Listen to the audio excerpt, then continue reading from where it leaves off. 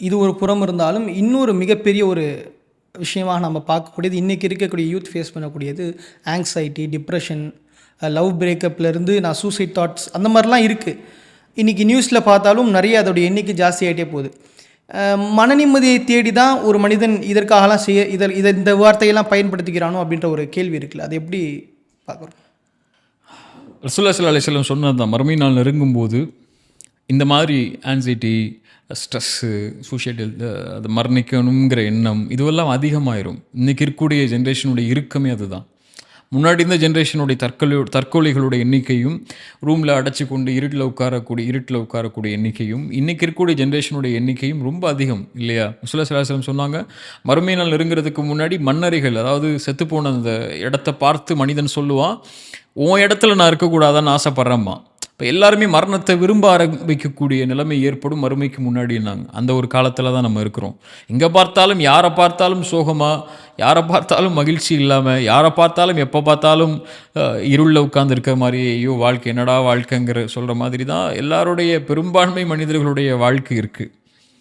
அதில் அப்படி இருக்கக்கூடிய நேரத்தில் அதுலேருந்து வெளியே ஓடுறதுக்குள்ள காரியங்களை நோக்கம் இல்லாதவங்க, வாழ்க்கைக்கு எதுக்காக வந்திருக்கோம், எதை நோக்கி நம்ம போகிறோம், நமக்குன்னு ஒரு வாழ்க்கை இருக்குது இதுக்கப்புறம்ங்கிற எண்ணம் இல்லாதவர்கள் எடுத்துக்கொள்ளக்கூடியது என்ன?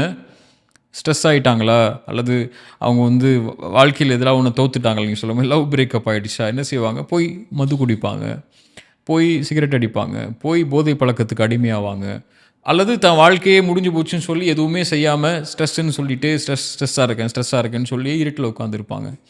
ஆனால் ஒரு முஃமினுக்கு, இறைநம்பிக்கை கொண்டவனுக்கு இப்படி வாழ்க்கையில் நிம்மதியற்ற சோதனைகள் வராமல் எல்லாருக்கும் இருக்காது. எல்லாருக்கும் சோதனைகள் வரும், நல்லவங்களுக்கும் வரும், கெட்டவங்களுக்கும் வரும். எல்லாரையும் மனிதன்னு பிறந்தாலே வல்லநபுல் ஒன்னக்கும் நல்லா சொல்லிட்டான், உங்களை சோதிச்சு தான் ஆவேன்னு சொல்லிட்டான். ரசூலுல்லாஹி ஸல்லல்லாஹு அலைஹி வஸல்லம் சொன்னாங்க, அல்லாஹ் இந்த உலகத்திலேயே அதிகமாக அஷத்து பலா, இந்த உலகத்திலேயே அதிகமாக சோதிக்கப்பட்டது யார்? நபிமார்கள்னு சொன்னாங்க. அதற்கு பிறகு வந்தவங்க. நீங்கள் எவ்வளவு ஒரு மனிதனுடைய சோதனை அல்லாஹ் எப்படி கொடுப்பான்னா அவனுடைய மார்க்கத்துக்கு தக்கன கொடுப்பான்னாங்க. நீ எவ்வளவு மார்க்கத்தில் உறுதியாக இருக்கியோ அவ்வளவு உறுதியான சோதனைகள் உனக்கு வரும்னாங்க. அப்போ எல்லாரையும் அல்லாஹ் சோதிப்பான், பாவி நல்லவன்னு வராமல். இப்போ சோதனை வரும்போது இறை நம்பிக்கை கொண்டவனுக்கு குர்ஆன் கொடுக்கக்கூடிய வழி, அலா பிதிக்ரில்லாஹி தத்மஇன்னுல் குலூப், அல்லாஹ்வுடைய நினைவுக்கு வா, அல்லாஹ்வின் பக்கம் வா, அங்கே தான் உனக்கு நிம்மதி இருக்குது. தொழுகைக்கு வா, அதுதான் உனக்கு நிம்மதி இருக்குது. உனக்கு இந்த உலகத்தில் சிரமங்களை தாண்டி, சோதனைகளை தாண்டி நிற்க முடியலையா, சுஜூதில் விழுந்து ரப்புக்கு முன்னாடி அல்லாஹ்வுடைய நினைவில், அலா பிதிக்ரில்லாஹி தத்மஇன்னுல் குலூப், அவனுடைய நினைவில் தான் உன்னுடைய உள்ளத்துடைய அமைதி இருக்குது. இப்போ அல்லாஹ்வுடைய அமைதியை நோக்கி தான், அல்லாஹ்வுடைய நினைவை நோக்கி தான் சோதனையிலேருந்து வெளியே வரணும்னா யார் நாடனா முடியும்? இந்த ஸ்ட்ரெஸ்லேருந்து வெளியே வரணும்னா யார் நாடனா முடியும்? யாருடைய கையில் இந்த இருளை, என் வாழ்க்கையில் இருக்கக்கூடிய இந்த இருளை வெளிச்சமாக்க முடியும்? எனக்கு இருக்கக்கூடிய சிரமங்களை நீக்க முடியும்? அல்லது இதை விட சிறந்த ஒன்றை அல்லாஹ் எனக்கு கொடுக்க முடியும்? யார் கொடுக்க முடியும்? அல்லாஹ். அவனின் பக்கம்தான் போவான்.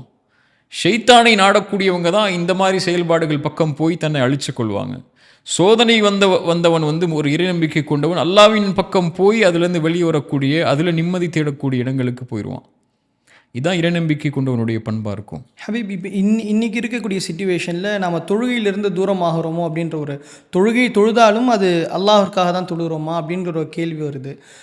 தொழுகையின் மூலியமாக நம்ம என்னென்ன விஷயங்களை பெற்றுக்கொள்ளலாம்?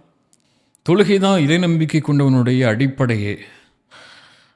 ஒரு மனிதன் தொழுகையை தன்னுடைய வாழ்க்கையில், குறிப்பாக கடமையான தொழுகையை ஒரு இறைநம்பிக்கை கொண்டவன் எடுத்துக்கொள்ளன்னா அவன் அவ்வளோதான், அல்லாஹ்விடமிருந்து தூரமாயிட்டான்.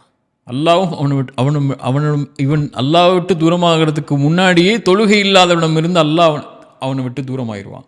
ஒரு மனிதனுக்கு இறைவன் கொடுக்கக்கூடிய மிகப்பெரிய தண்டனை அவனை விட்டு தூரமாகிறது, அவனுடைய கண்காணிப்பை விட்டு தூரமாகிறது. அந்த கண்காணிப்பை விட்டு இறைவன் தூரமாகிட்டான்னா, அவனை நேர்வழிப்படுத்துறதுலையோ, அவனுக்கு ரஹ்மத் செய்யறதுலையோ, இரக்கம் காட்டுறதுலையோ இறைவன் தூரமாகிட்டான்னா அதை விட பெரிய தண்டனை எதுவுமே இல்லை.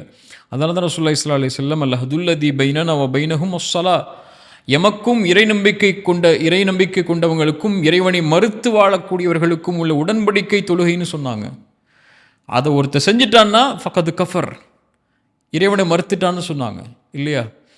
ஒரே ஒரு விஷயம்தான். ரசூலுல்லாஹி ஸல்லல்லாஹு அலைஹி வஸல்லம் சொன்னாங்க, யார் ஃபஜ்ரை தொழுவாரோ அவர் அல்லாஹ்வின் பாதுகாப்பில் இருப்பார் இல்லையா? அப்படி ஆப்போசிட்டாக சொல்லுங்கள்.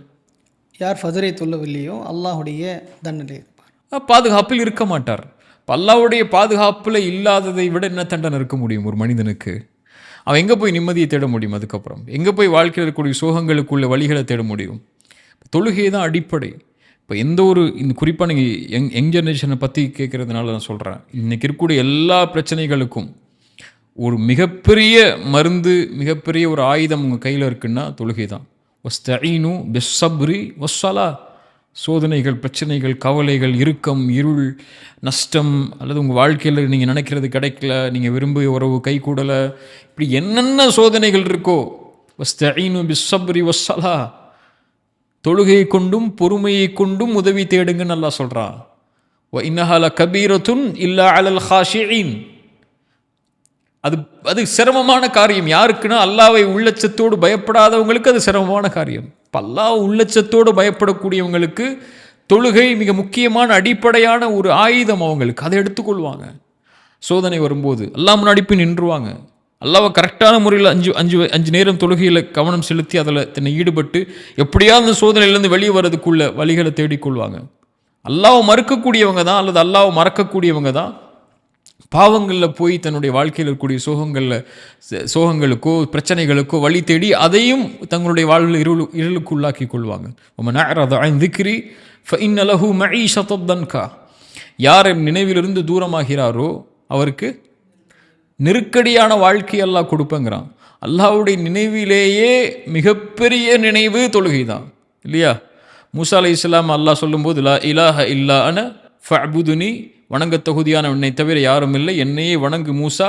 வ அக்கிமிஸ் ஸலாத லிதிக்ரி, என் நினைவுக்காக தொழுகை நிலைநாட்டுங்கிறான். இப்போ அல்லாஹ்வுடைய நினைவிலேயே உயர்ந்த நினைவு தொழுகையாக இருக்கும்போது அதை மறந்துட்டதுக்கப்புறம், அதை விட்டதுக்கப்புறம் அல்லாஹ் என் கூட யா அல்லாஹ் எனக்கு உதவி செய்யா அல்லாஹ், எனக்கு கஷ்டமாக இருக்கியா அல்லாஹ், சிரமமாக இருக்கியா அல்லாஹ், இருளாக இருக்கியா அல்லான்னு சொல்லி கோடி முறை அல்லாஹ் அழைத்தாலும் அல்லாஹ்ட்டருந்து பதில் வராது. இப்போ ஒரு மனிதனுக்கு அல்லாஹ் கொடுக்கக்கூடிய தண்டனையிலேயே மிகப்பெரிய தண்டனை அவனுடைய அன்பில் அவனை விட்டு அல்லாஹ் தூரமாகிறது. அப்படி செய்யணுமா? அல்லாஹ் உங்களை விட்டு தூரமாகணுமா? ஒரே ஒரு செயலை செஞ்சுருங்க, அல்லாஹ் உங்களை விட்டு தூரமாயிருவா. தொழுகை விட்டுருங்க. ஃபக்கத் கஃபர்.